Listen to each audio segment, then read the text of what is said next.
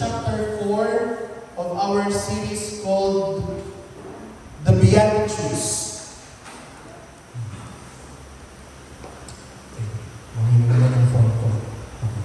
Wala po si Mama, nasa Bulacan siya ngayon, magkapal ko siya kanina. Nandun siya nagpapahinga doon sa aming lola sa Bulacan. So we are now in the chapter 4 of our series called The Beatitudes. Originally, dapat po ito na ang huling chapter ng series na ito. Dapat po sa gabi ito pag-aaralan natin yung dalawang natitirang Beatitudes, yung pang-7 at saka yung pang-8. Pero minabuti ko po na sa chapter na ito, magfo-focus lang tayo sa pang-7 Beatitude, yung second to the last na Beatitude. Yun yung pag-uusapan natin sa gabi nito. The next Friday, pag-usapan natin yung huling Beatitude. Bakit ko ginawa yun? Dahil yung Beatitude natin pag-usapan sa gabi nito ay medyo malalim at medyo mahaba ang ating discussion sa gabi nito. Again, sa series na ito, pinag-aaralan natin yung pangangaral ni Jesus doon sa malubundukin ng Capernaum. Sa pangangaral na ito ni Jesus, sinabi ng ating Panginoon ang 8 kaugalian na kailangan mataglay ng isang tunay na Kristiyano sumusunod sa Kanya. Ang bawat beatitude na binanggit ni Jesus sa Matthew chapter 5 ay nag-uumpisa sa word na blessed o pinagpala. 8 yun, yung beatitude. Blessed, blessed, blessed, 8 blessed yun. Siguro naman pwede na magtawag ngayon at kahit isa may mabibigay kayong beatitude. Kailan ba yun? Tanungin natin si Brother Josh, pwede ka bang magbigay ng mga nakalipas na isa lang na beatitude? Blessed. Kahit isa lang doon sa 6 na yung napag-usapan natin. Sa Matthew chapter 5, blessed.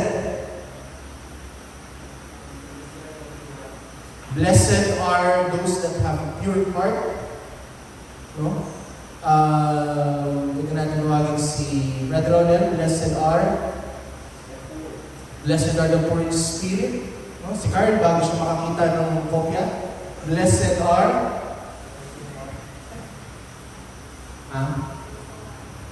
blessed are those who mourn. Praise God. No? Sa nanay, sino na present? Sister Tess.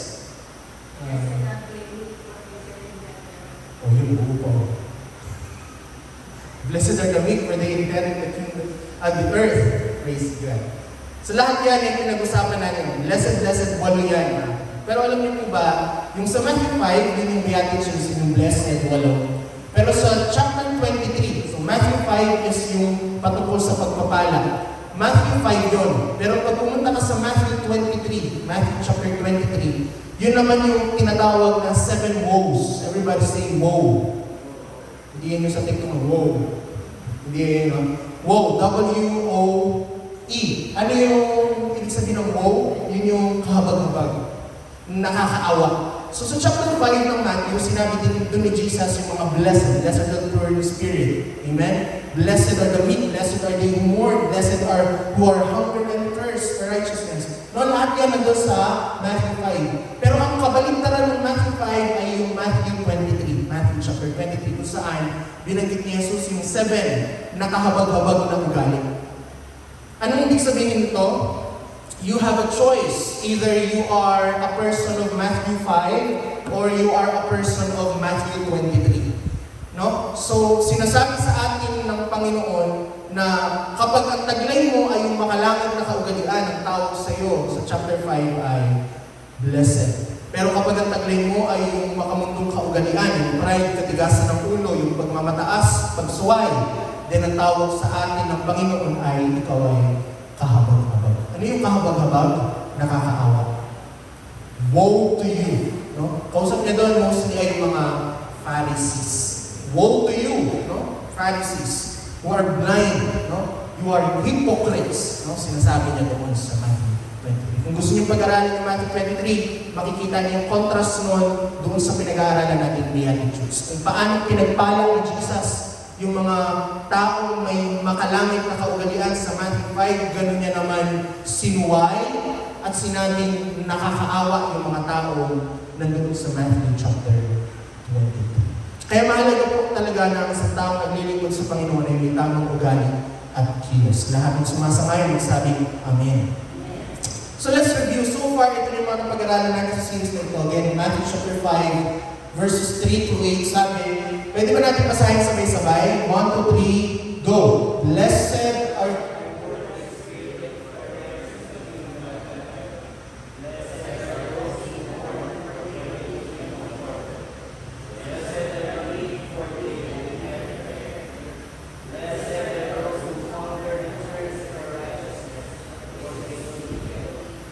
Blessed are the merciful. Last, blessed. Mapapalad ang mga dukha sa Espiritu, sapagkat sa kanila ang kahit ng langit. Mapalad ang mga naghahapis, sapagkat sila aalingin. Mapalad ang mga mapagpakumbaba, sapagkat mamanahin nila ang lupa. Mapalad ang mga nagugutom at nauuhaw sa katwiran, sapagkat sila bubusugin. Wala nang bago. Mapalad ang mga mahabagin sapagkat sila ay kahabagan. Mapalad ang mga may malinis na puso sapagkat makikita nila yun. So, last week, natapos tayo ng pure in heart. Sa gabing ito, pag-uusapan natin yung pang-pito, yung pangalawa sa huling beatitude na makikita natin sa verse 9. Blessed are the, everybody say, peacemakers. Yung mas malakas, everybody say, peacemakers. Blessed are peacemakers, for they will be called what? So, they will be called mapapalad ang mga mapagpayapa sapagkat sila'y tatawaging mga anak ng Diyos. Lahat magsabi mapagpayapa. Kailan ba kalabitin yung katabi mo, sabihin mo, peace be with you. Like kiss mo naman, peace be with you. Sino dito yung familiar sa term na peace treaties? Peace treaties. Narinig natin sa mga balita. Peace treaty. Meron tayong mga narinig lagi sa balita na meron ng peace treaty. For example, yung peace treaty sa pagitan ng Israel at Palestine. Yung peace treaty sa pagitan ng Philippines at Japan. Bakit kailangan peace treaty doon? Kasi yung Japan, minsan tayong sinakop at inalimusta ang ating mga kapwa Pilipino noong panahon na yon. Amen? Noong panahon ng mga Hapon. May peace treaty para meron ng kapayapaan sa dalawang bansa. Yung peace treaty between the national government ng Pilipinas at yung mga MILF, no? Moro Islamic Liberation Front sa Mindanao, meron silang tinatawag na peace treaty. Ano yung peace treaty? Yung peace treaty, ito yung pirmahang kasunduan ng dalawang bansa o grupo ng tao na sinasabi sa kasunduan yung magkakaroon na sila ng kapayapaan sa pagitan nila. Dahil yung sa pinirmahan nila na, peace na tayo, bati na tayo. Yun yung peace treaty. Pero ang kapayapaan kasunduan sa mundo, mga kapatid, hindi po ito absolute. Everybody say absolute. Ano yung sabihin ng absolute? Ganap o tiyak. Absolute na kapayapaan. Hindi siya 100% na ibig sabihin may peace treaty. For example, ang Philippines at Japan, hindi na ibig sabihin na never silang mag-aaway. No. Amen? Dahil kahit anong kasundo ang kapayapaan sa mundo, ang kapayapaan sa mundo ay hindi absolute. Wala pong tunay na kapayapaan sa mundo. In fact, ang sabi ng Bible, sa 1 Thessalonians 5:3, while people are saying peace and safety, sabi ng Bible, destruction will come on them suddenly. Kapag sinasabi nilang kapayapaan at katiwasayan, kaagad darating sa kanila ang biglang pagkawasak. Sabi ng Bible, sa mundong ito, kapag sinasabi nila, peace, payapa, matiwasay, hindi po yung totoong kapayapaan. Hindi yung tunay at ganap na kapayapaan. Dahil ang tunay na kapayapaan ay nanggagaling lamang kay Kristo. John 14:27, the Bible says, peace. Jesus said, peace I live with you, my peace I give you. I do not give to you as the world gives. Do not let your hearts be troubled and do not be afraid. Kapayapaan ang iniiwan ko sa inyo. Ang aking kapayapaan ay binibigay ko sa inyo. Hindi gaya ng ibinibigay ng sanlibutan, ibinibigay ko sa inyo. huwag mabagabag iyong puso o matakot. Bakit sinabi ni Jesus na hindi katulad ng kapayapaan sa mundo yung binibigay niya? Why? Because merong kapayapaang binibigay ang mundo na iba sa kapayapaan na nanggagaling sa Diyos. Yung kapayapaan dito sa mundo, pag sinabi mo, sige payapa na pati na tayo walang assurance na 100% na hindi na magkakagulo. But when God says, you have peace, pero pag sinabi ng Diyos na bibigyan kita ng kapayapaan, then that is absolutely 100% true and absolute peace. May sabihin nun, may dumating mga bagyo, may dumating mga pagsubok, ang iyong puso ay payapa. Hello? Ang mundo kahit kailan hindi nagkaroon at hindi siya kailanman magkakaroon ng kapayapaan. Never sa history ng mundo na nagkaroon ng true and absolute peace. The only time sa history ng mundo na nagkaroon siya ng kapayapaan ay yung panahon ni Adan at ni Eva nung nandoon sila sa Hardin ng Eden at kasama nila ang Diyos. And kahit walang damit, hindi nila iniisip yun na walang damit sila. Wala silang kailangan gawin kundi mamitas at kumain. Naglalakad sila doon sa Hardin ng Eden ng payapa. Amen? In the cool breeze ay naglalakad sila. Yun ang totoong kapayapaan. Why? Because the presence of God is all over Garden of Eden. Pero simula nung pumasok ng kasalanan, sinuway ni Adan at Eva ang utos ng Diyos. And then the first murder came in, pinatay ng kanyang kapatid ang kanyang kapatid. Sino yun? Sino ang pumatay? Si Cain. Pinatay niya si Moses. Si Abel. Okay? The first murder ay between brothers. Ang ironic, no? Yung unang mamamatay tao, ang pinatay niya ay kapatid niya. Wow. Tingnan mo nga yung katabi mo na iyong kapatid. Amen? Simula ng first murder na yun, wala na pong naging kapayapaan sa mundo. Sobrang daming gulo, walang katapos ang gera, mga pagtatalo. Up to this day, there was never a time in history na sa buong mundo merong kapayapaan. Just an update mga kapatid, no? Mag-check din tayo ng mga bali-balita. No? Dahil yung panahon natin mga kapatid ay there are signs na lumalapit tayo na lumalapit sa pagbabalik ng ating Diyos. Imbes na mag-alala, of course, maging masaya tayo dahil babalik ng ating Panginoon. But it is important na nakikita natin at sumusubaybay tayo sa mga balita. Nagbigay ng statement kayo kamakailan yung US. Hindi ko alam kung ano yung totoong posisyon ng lalaki niya. Sabi niya, lahat ng alay ng US, mga toy lang, especially Philippines. Para hindi naman talaga tayo alay. Kapag sinugot tayo ng China at maagrabyado ang US, bahala tayo sa buhay natin. Sinabi niya. And alam natin na nagkakaroon na ng matinding bond yung Russia, yung China, yung North Korea, at more than 50% ng mga nuclear missile ay nasa mga bansang yun. So we will never know. But one thing we know that Jesus is coming back soon. At kung di tayo magiging matapat, ay hindi tayo maliligtas sa huling panahon. We are living in the last days. In fact, one pastor says, we are not living in the last days. We are living in the last seconds of the Bible. Malapit na ang pagbabalik ng Diyos. And so, balik tayo sa ating lessons. No? Sa ating lesson, never in the history sa buong mundo nagkaroon ng kapayapaan. So as Christians, sinabi sa atin ng Bible na Matthew 5:9, sabi niya, blessed are the peacemakers. Ang Kristiyano kailangan mapagpayapa. Mahirap hindi? Para sa inyo. Mahirap ba yan yung inuutos ng Panginoon na dapat ang Kristiyano mapagpayapa? Peacemaker siya. Gumagawa siya ng paraan upang may kapayapaan. Mahirap hindi?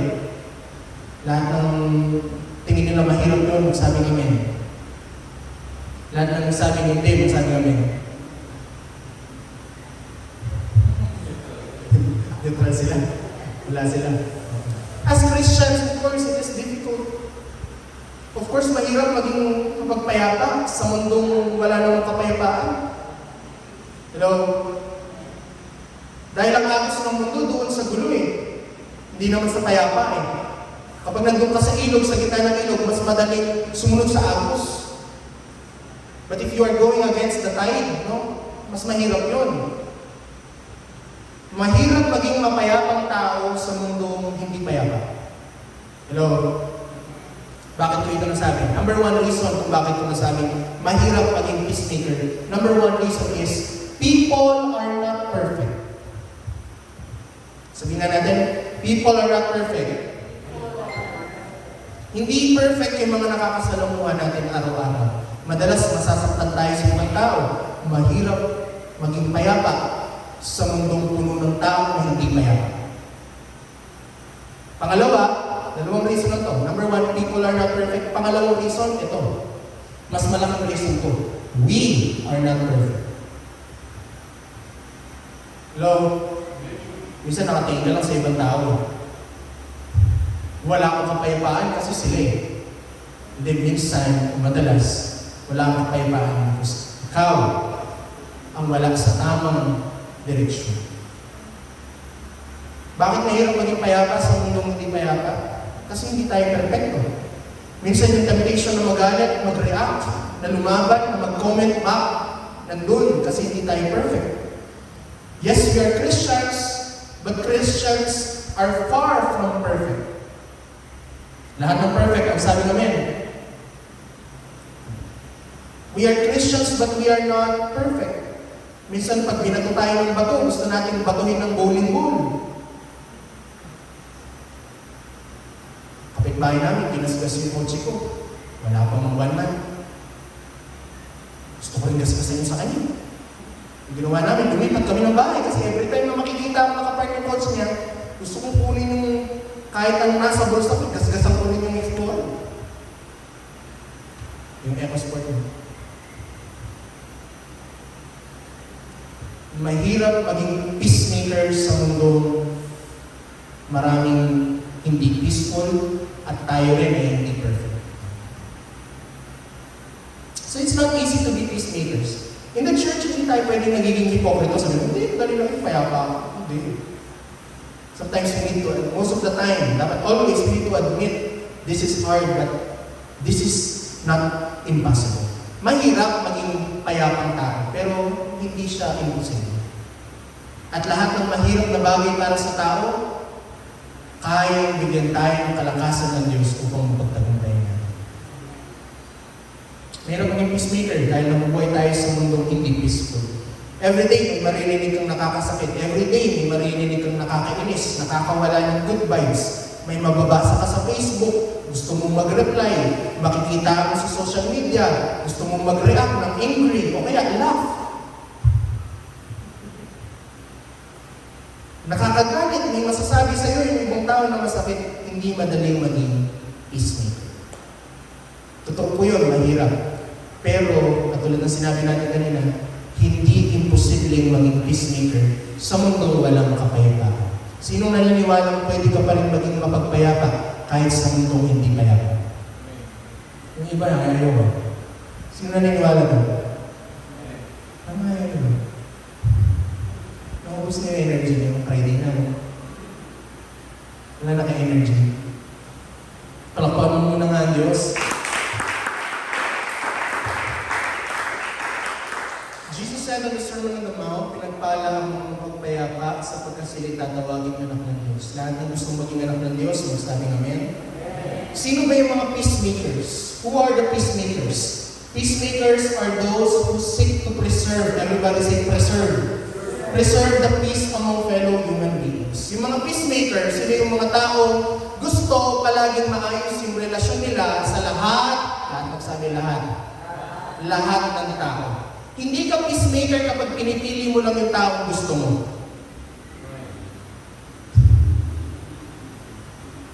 Ito, mahirap to sa ating lahat.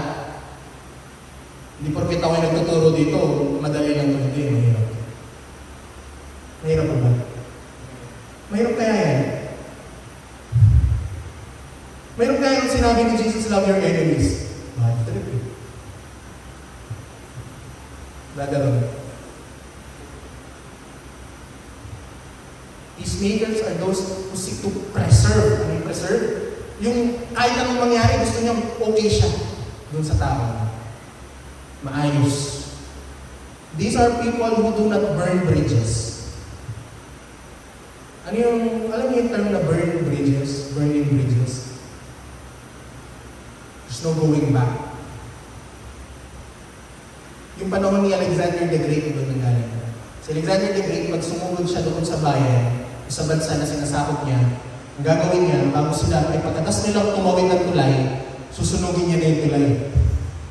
There's no coming back. No retreat, no surrender. Pag sinabi sa relasyon, burning bridges. Ano yung burning bridges? May gagawin ka doon sa tao na hindi mo na siya pwedeng balikan at makikipag-ayos ka pa. Friendship over. Pag nagkasalubong kayo kahit magkakilala kayo, hindi kayo magtitinginan. That's burning bridges. Yung mga peacemaker, they do not burn bridges. Hindi sila nagsusunog ng tulay. Hirap yan. Peacemakers, hindi sila yung mga taong nagsasabi, hayaan mo siya. Di ko siya kailangan. Sino dito yung nakapagsabi niya? Lahat tayo nakapagsabi na yan. Oy, walang hipokrito. Hello? Lahat tayo nagsabi na yan. At one point of time, sinaktan ako. Talagang nag-explain ako. Gusto kong mag-sorry. Mag-sorry din siya. Wala talaga. Sabi ko, hayaan mo siya. Sorry lang. Di ko siya kailangan. Ayaw niya, ayaw ko. That's burning bridges. Wala siya sa buhay niya. Hindi siya kawalan. Ito yung mga tao hindi magsasabi ng gano'n. Peacemakers, gusto nang sabi. Ang peacemakers, ito yung mga tao okay lang na hindi manalo sa argument. Basta manalo yung relasyon. Hindi yung talo na sa argument, talo pa sa relasyon. Yung mga tao talagang talo na sa argument, kaya gagawin, mananakit na lang. Wala sa patuloy yung reasoning eh. Gagawin na lang, ikaw nga, mag-uungkat na. Hindi naman kasama doon sa situation. Pinag-uusapan yung utang na 300, ikaw nga, hindi ka nag-uugas ng plato. Layo, no? Yung taong peacemaker, okay lang din siya manalo sa argument. Basta manalo siya doon sa tao. At yung relasyon ay ma-preserve. Parang wala yung, minsan, hindi maganda, no? Hindi maganda mo. Mamaya, tignan natin. Hindi pa naman din tapos. Pangalawa, peacemakers are those who don't spread. Everybody say gossip. Okay, mas malakas. Hindi yung pagulo. Everybody say gossip. Which tends to add flames of argument. Ang peacemaker hindi chismosa. Diretsahan na. Hello? Ang peacemaker hindi chismoso. Kahit pastor nasasaktan. Ay. Kahit mga leader. Hello? Sino dito yung hindi naging chismoso, chismosa? Oh, lahat tayo. Ano yung definition ng chismis? Ano yung ibig sabihin ng chismis? Bigyan ko kayo ng situation. For example, si Onel, nakita kong di naligo. For example lang, naliligo yan. Si Onel, sabi ko, hindi naligo. Sinabi ko kay Pastor Romel, si Onel hindi naliligo. Chismis ba yun?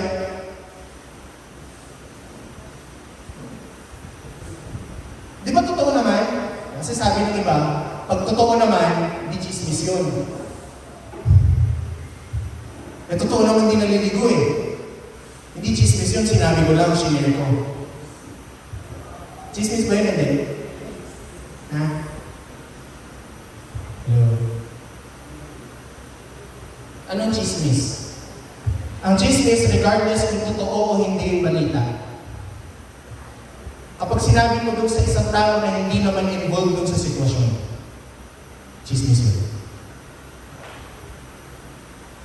With the main purpose of pagtawanan, siraan, yung tao sinasabi. Mamaya, titignan natin kung ano, kung mas lalalim yung pag-uusap natin naman sa chismis. Mamaya, sa dulo ng ating uusap. Ang peacemaker hindi chismoso at chismosa. Pangalawa, ang peacemaker hindi sulsulero at sulsulera. Hello? Wait. Wala akong kasabi. Wala na akong kasabi. Ano yung sulsulero at saka sulsulera? Yung chismoso at chismosa, nagsabi ng balita sa tao hindi naman kailangan malaman. Yung sulsulero at sulsulera, yung sinabihan. Ay, wapin! Gagatulan. Yung peacemaker hindi sulsulera. At hindi sulsulera. Ang peacemaker kapag nakarinig ng balitang chismis, sasabihin niya, ayan, pagpunin na muna. Hindi siya magsabi, ay, ganyan talaga yung wapin. Tapos masarap kumain nun, no?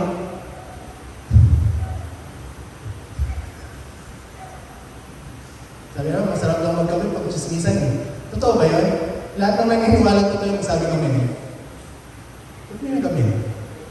Wala.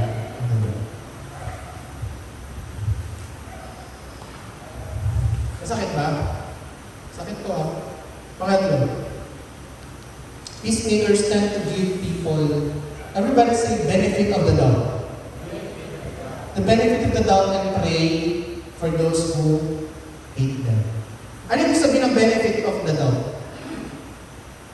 Ang benefit of the doubt, ito yung mga taong, ito yung kapag nakarinig ka ng balita, hindi ka agad naniniwala.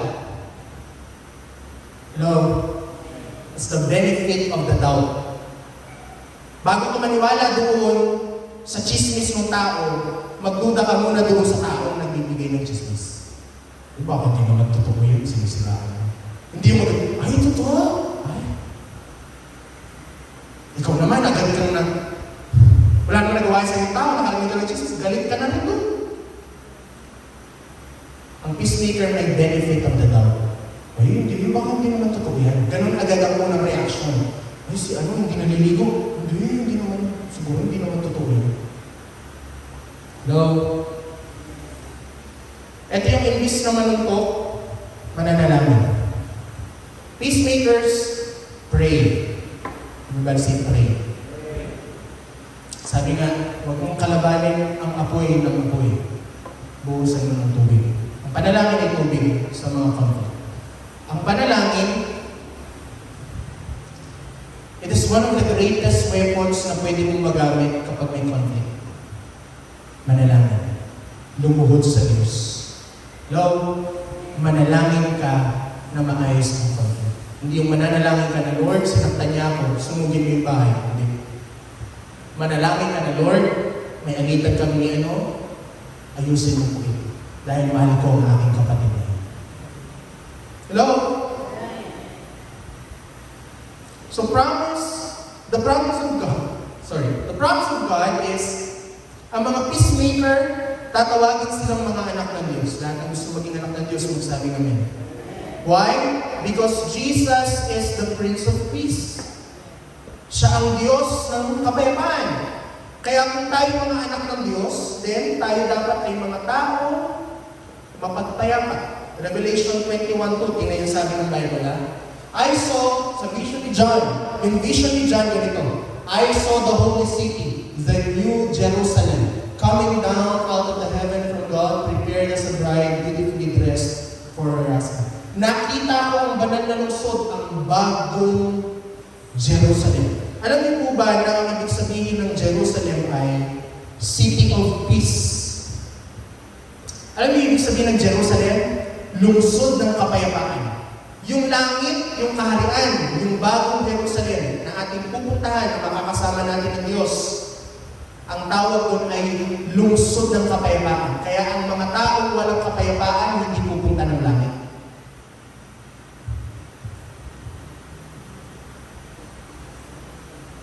Baka di naman totoo yung sinasabi ni Brother Timothy. Hebrews 12:14, follow peace with all men and holiness, without which no man shall see the Lord. Pagsikapan ninyong magkaroon ng kapayapaan sa lahat at ng kabanalan. Kung wala, nito'y walang sino mang makakakita sa Panginoon. Bakit kaya ang sabi ng Bible, pagsikapan, make every effort? Bakit ang sabi ng Bible ng pagsikapan ninyong magkaroon ng kapayapaan sa lahat ng tao? Kailan mo sinasabi yung pagsikapan? Kapag mahirap. Hello? Kasi mahirap naman talaga. Na maging payapa ka, naayos ka, na relasyon sa lahat ng tao. Lalo na ang daming nakakainis na tao sa mundo.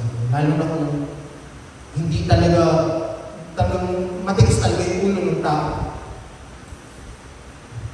Mahirap, pero kailangan. Why? Because without holiness and without peace with all men, hindi natin makikita ang Panginoon. Lahat na gusto makita ang Panginoon, sabi namin. Walang pupunta sa langit na may kagalitan sa lupa. Hello? Walang pupunta ng langit nang merong kagalitan sa lupa.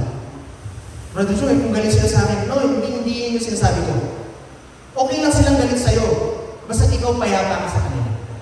Kung kapag nakita mo makakapag-hello ka, makakasabay mo sa daan, hindi ka iiwas.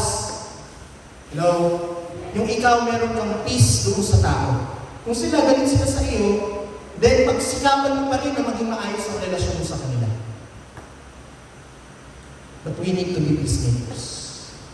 We need, kailangan natin na maging mapagpayapa sa lahat ng tao. Magkaroon ng maayos na relasyon sa lahat ng tao. Palapakan muna natin si Lord. Mahirap hindi. Mahirap. Mahirap. Pastor Robert, mahirap. Mahirap. Pastor Eric, mahirap. Siyempre mahirap. Mga pastor, mahirap. Tayo pa kayo. Mahirap. Hello? Yung nanuntok sa inyo nung grade 6. Gusto mong makita, makapag-shake hands? Mahirap. Yung pinagkalat sa buong classroom na napatayin ka sa salawal. Ina-add ka sa Facebook ngayon. Ina-add ka sa Facebook. O-confirm mo? Mahirap! Ka naman napatayin, di ba? Di ba?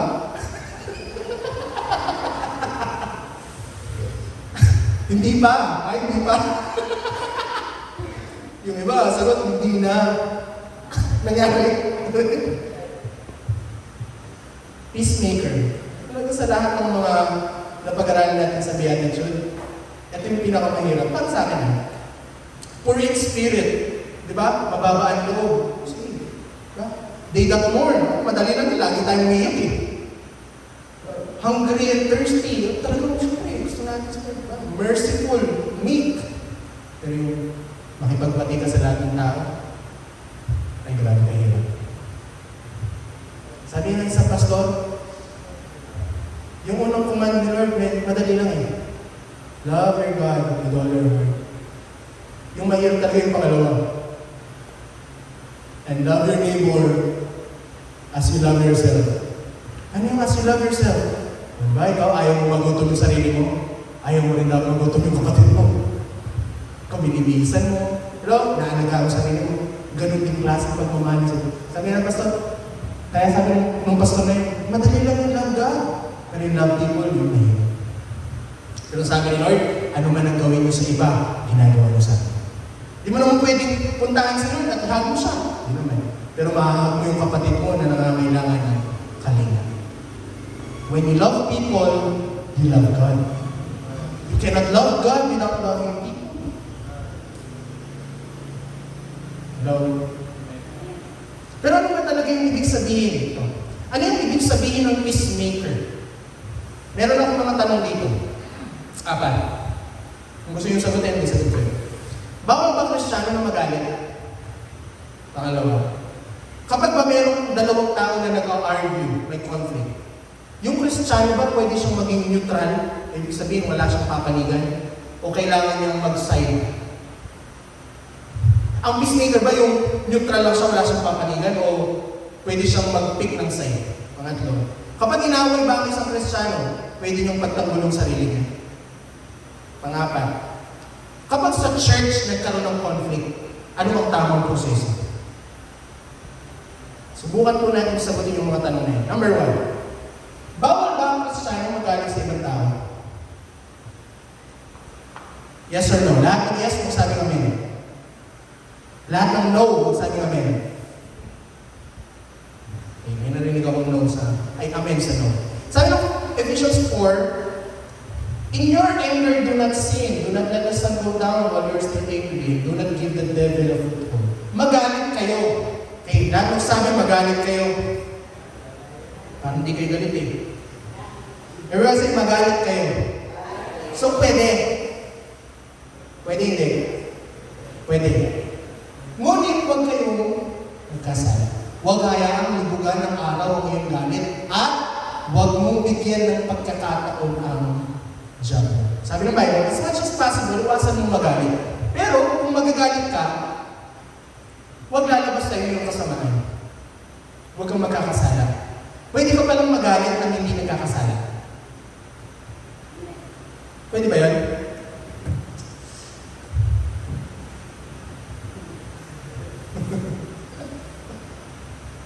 Pwede kang magalit nang hindi nagkakasala. Pwede kang magalit nang hindi nagmumura.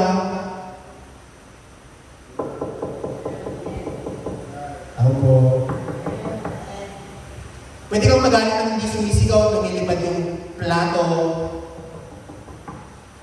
Pwede kang magalit nang hindi naninira, nang hindi nagchichismis. Pwede kang magalit, no? Pero huwag kang magkakasala. Bakit?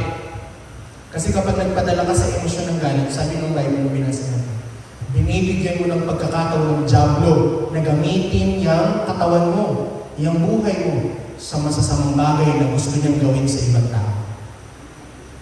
Kapag nagpadala ka sa emosyon ng galit, hindi na si Lord yung nagkokontrol sa'yo. Diablo na.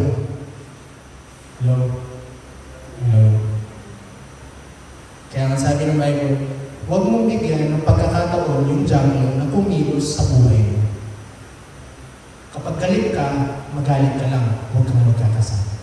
At kapag nakakarinig ka ng mga thoughts, ng mga bulong ng kaaway na ganito gawin mo, deserve niya yan, ganyan ang gawin mo, sigawan mo, murahin mo. Then huwag mong hahayaan yung diablo na magkaroon ng pagkakataon na gamitin ka niya sa masasamang bagay. Sabihin mo agad, ay hindi, no devil, hindi mo ko pwedeng gamitin. Galit lang ako pero hindi mo ko pwedeng gamitin. Hindi mo pwedeng gamitin yung emosyon na nararamdaman mo ngayon dahil anak pa rin ako ng Diyos kahit galit ako. Pwede kang maging anak ng Diyos kahit galit ka. Basta huwag mong mahayaan ng demonyo na gamitin ka niya sa emosyon. Number 2, kapag ba mayroong dalawang tao na nag-argue o nag-aaway, anong gagawin ng isang Kristiyano? Dapat ba wala siyang papanigan, neutral lang? O pwede siyang mag-pick ng side? Sino dito yung naniniwalang neutral lang, sabi namin? Sino dito yung naniniwalang mag-pick ka ng side, sabi namin? So, neutral tayo lahat, no? Ito po. Iba ang peacemaker sa compromiser. Ang peacemaker, iba sa compromiser. Ano yung compromiser? Ano yung tawag mo sa nanay at tatay na kapag konsentidor. Ang mapagpayapang tao, hindi yan konsentidor. Ano ibig sabihin nun? Kapag may dalawang argument, dalawang nagtatalo, ikaw meron kang discernment na malaman mo kung sino sa kanila yung mali at sino yung tama. Dapat piliin mo kung sino yung tama. Hindi porket peacemaker ka, hindi, wala akong papanigan. Hindi ganun ang peacemaker. Ang tawag sa'yo, compromiser. Kasi hinahayaan ko na yung mali. Hello? Ay manahig doon sa tama. As a peacemaker, kailangan mo rin ng discernment. Lord, sino ba yung tama dito? Kung alam mo kung sino yung tama, then panigan mo yung tama at suwayin mo yung mali. Of course, with peace and gentleness and love. Hindi porket nagtatalo. Sabi nung isa, may Diyos. Sabi nung isa, walang Diyos. Sino tama? May Diyos. Hindi ka pwedeng sabi, hindi, wala akong papanigan sa inyo. Peacemaker ako. Sabi nung isa, bayaran mo yung utang mo. Sabi nung isa, hindi, tagal lang, hindi mo babayaran na. Sino tama? Bayaran ko na. Hindi ko magsasabi na, hindi, gusto bahala kayo dyan. Ako, peacemaker na ako. Magbati lang kayo. Hindi ganun ang peacemaker. Ang peacemaker, papagit na. Okay, ano ba? Ikaw, may utang ka. Magbayad ka. O, bati na kayo.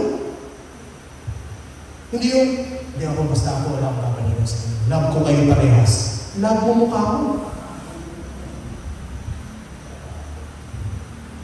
Pero, nahayaan mo yung mali, kasi alam mo po, walang neutral. Walang neutral. Hindi pwedeng wala kang panigan. Kapag wala kang pinanigan, wala kang silbi. Ba't ka pa nandun? Nakikigulo ka lang. Kailangan mo may panigan. At i-discern mo kung sinong kailangan suwayin. O kung parehas kang may mali, o di suwayin mo parehas. That's the peacemaker. Kasi po, kapag sinabi niya, hindi, kahit ano pa yan, magbati na lang kayo. Alam niyo kapag ganun yung strategy ng tao, tinatakpan mo lang yung sugat, hindi mo nililinis. Nagbati lang for the sake na peace lang. Hindi kailangan mo tignan yung root cause. Ang sugat, kailangan mong linisin, bago mo takpan, para hindi na bumalik yung nana. Kasi pag tinakpan mo lang, hindi mo naman nilinis, babalik mo, magkakanana lang sa'yo. Magsuway ka, magturo ka, magtuwid ka. Ang peacemaker, hindi yung nakikita niya yung conflict, tapos alam niya kung sino tama, pero neutral pa rin siya. That is a wrong mindset of a peacemaker. Remember, Jesus, the Prince of Peace. Ano ginawa niya? Sinuway niya yung mga kailangan suway. In fact, sabi niya sa mga hipokritong mga Pharisees, mga anak kayo ng ahas, ulupong, mga hipokrito kayo, para kayong kabao, linis niyo sa labas, ang dumi niyo sa loob. Nabubulok kayo. But He is the Prince of Peace. Why? The true peace ay yung ma-resolve yung issue. Ng tama. Hindi yung for the sake lang na magbati, bati-bati na. Hindi eh. Ano yung tama, yung nandun sa tama, didibdibin niya yun, dadalhin niya. Hanggang sa panahon na mapupuno rin siya. That's not the true peacemaker. Lahat na nakakasunod pa magsabi namin. We need to remember, pag nagsuway ka rin, it should be gentle with love and with peace. At ang purpose ng pagsuway, hindi yung ipahiya. Ang pagsuway ay itama. At ipaitindi na. Kasi baka siya rin mismo hindi niya naiintindihan yung mali. So the purpose of pagsuway is to correct. Ephesians 6:12. For struggle is not against flesh and blood, but against the rulers, against the authorities and principalities of this dark world.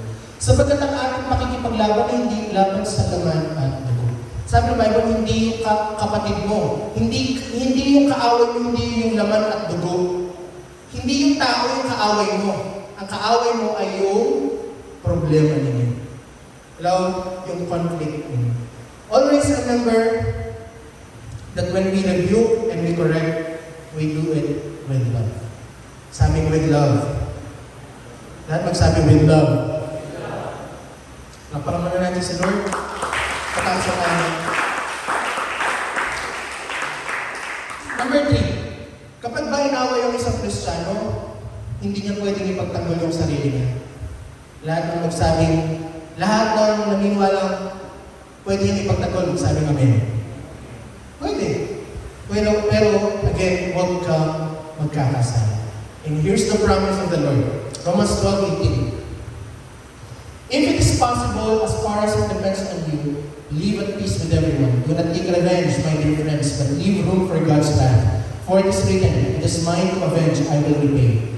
On the contrary, if your enemy is hungry, feed him. Wow. If he is thirsty, give him something to drink. In doing this, you will heap burning coals on his head. Do not be overcome by evil, but overcome evil with good. Kung maaari, lahat ng sabi kung maaari, hanggat posible, hanggat kaya. Brother Joe, sinasaksak na ako. Hindi na yun. Ba? Pinapatay ka na, ipis ka pa? Hindi na. Kung maaari. Hanggat maaari lang. Hello? Hanggat sa, to the extent of your best, no? Hanggang sa makakaya mo. Magkaroon ka ng kapayapaan sa lahat ng tao. Makipamuhay kayo ng payapa. Mga minamahal, huwag ninyong ipaghiganti ang inyong sarili, kundi ipaubaya iyon sa galit ng Diyos. No? Sapagkat, sabi niya, akin ang paghihiganti, ako ang gaganti, sabi ng Panginoon. Kaya, kung ang iyong kaaway ay nagutom, ang gagawin, pakainin mo. Kung ang kaaway mo ay nagutom, pakainin mo. Kung siya'y pauhaw, painumin mo. Sapagkat, sa paggawa mo ng ganito ay mga baga ng apoy ang ibubunton mo sa kanyang ulo. Huwag kang padaig sa masama, kundi daigin mo ng mabuti ang masama. Sino na dito yung galit na galit ka, pinakain ka pa? Galit na galit ka sa tao, inabutan ka pa ng coke na malamig. Sabihin mo na lang, tayo natin yan. Kini na nga! Tara na, sige na! Kaya hindi mo pang pamangan eh. Tara na. Hello? Galing ng Bible, no? Magaling ba ang Bible? Magaling ang salita ng Panginoon. Yung kaaway mo, kaya sila lahat ng may kaaway dito, pakainin mo. Yung kaaway mo, libre mo sa milk tea.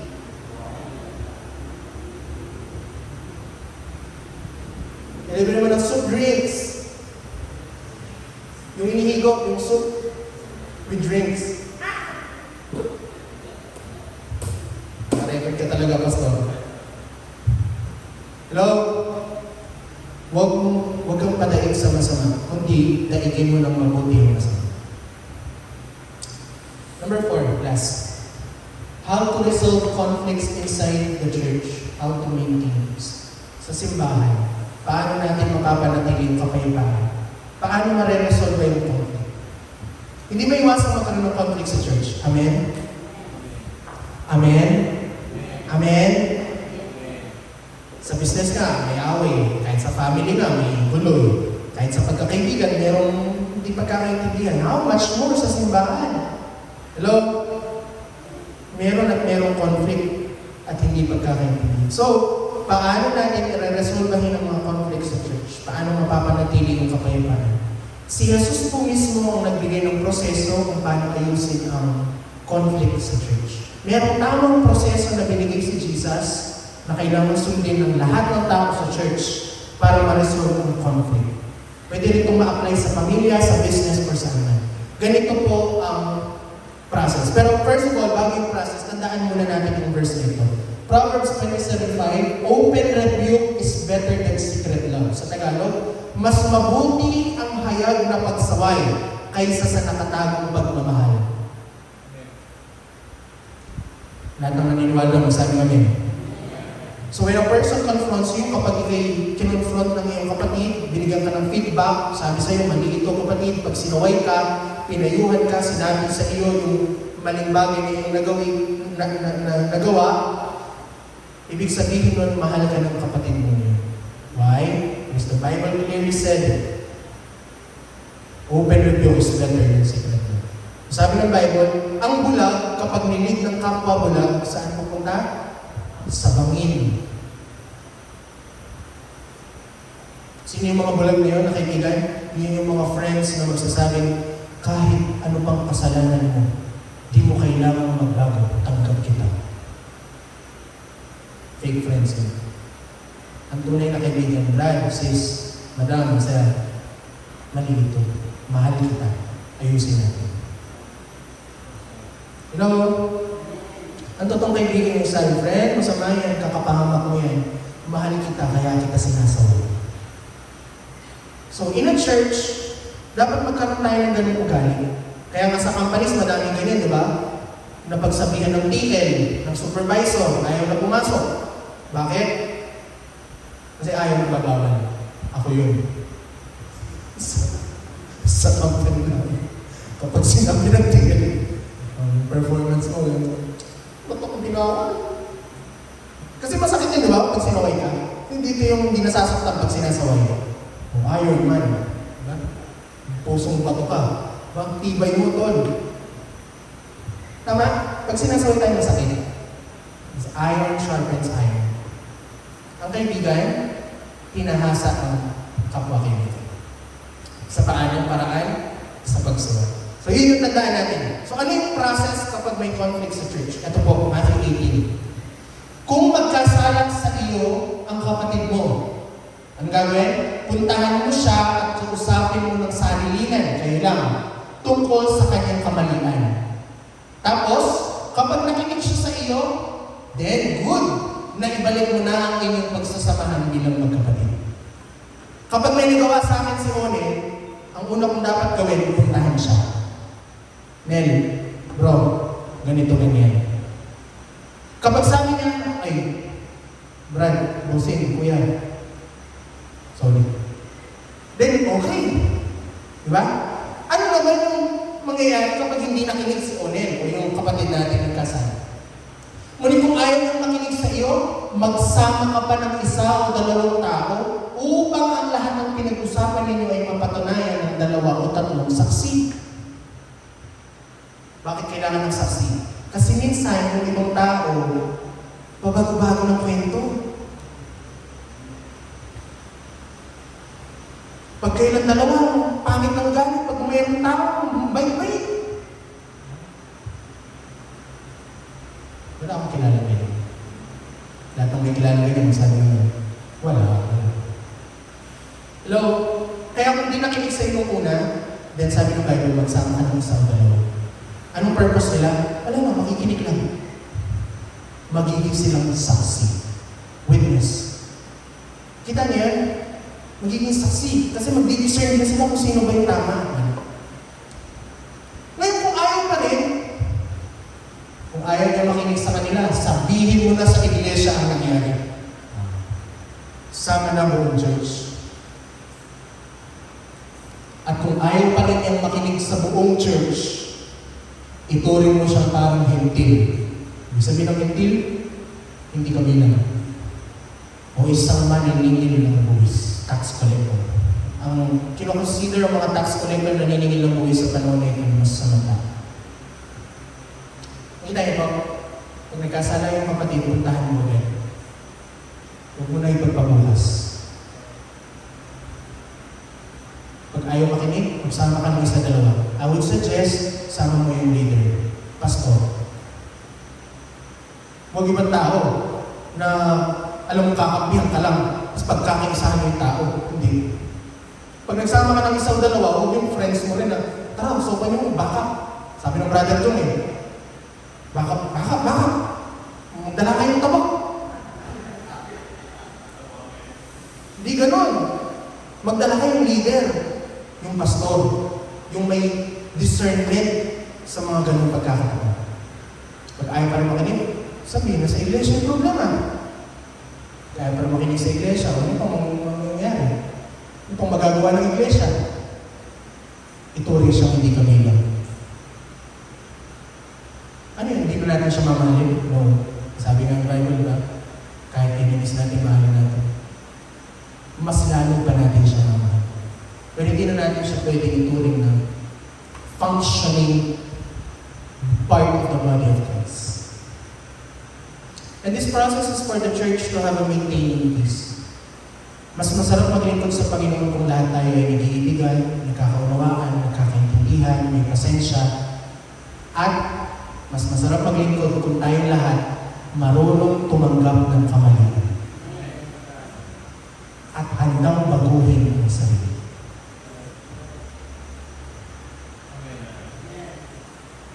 Bakit ka sinaway? Mahal kayo. Bakit ka pinagalitan? Mahal ka nga. Hindi ka naman susuhin, walang pakialam sa'yo, hindi ka mahal. Hello?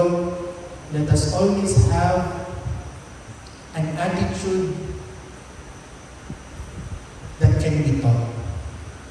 Teach our spirit. And let us always have peace with each other. And even more sa mga taong nasa labas ng simbahan, let us have peace with them. Hindi natin kaaway yung ibang religion. Let us have peace with them. Hindi natin kaaway yung ibang churches, yung gumagawa ng sama. No. We should always follow peace with all men. Love them and pray for them. Why? For this reason, tatawagin tayo mga anak ng Diyos. As a conclusion, 1 John 4:20, familiar verse, ang nagsasabing iniibig ko ang Diyos, subalit napupukot naman sa kanyang kapatid ay sinungaling. Kung ang kapatid na kanyang nakikita ay hindi niya magawang ibigin, paano niya maiibig ang Diyos na hindi niya nakikita? Ito ang utos na ibinigay sa atin ni Kristo. Ang umiibig sa Diyos ay dapat din umibig sa kanyang mga kapatid. Palakpakan natin ang ating Diyos. I hope and pray na meron po akong nailahain sa inyo sa gabi ito. Pwede ba tayong tumayo lahat, mga kapatid? Praise God. God is good.